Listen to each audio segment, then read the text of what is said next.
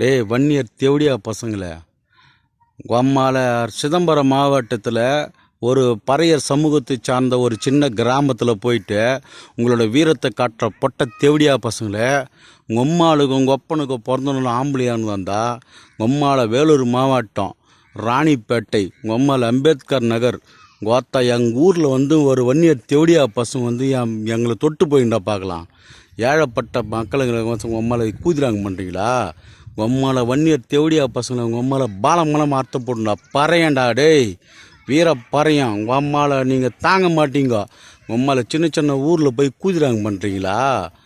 உங்கள் அம்மாவில் அர்த்தம் போட்டுண்டா உங்களை தேவடியா பசங்களை வாத்தா வாங்கடா, பெரிய ஊரில் போய் கூதிராங்க காமிங்கடா பார்க்கலாம்.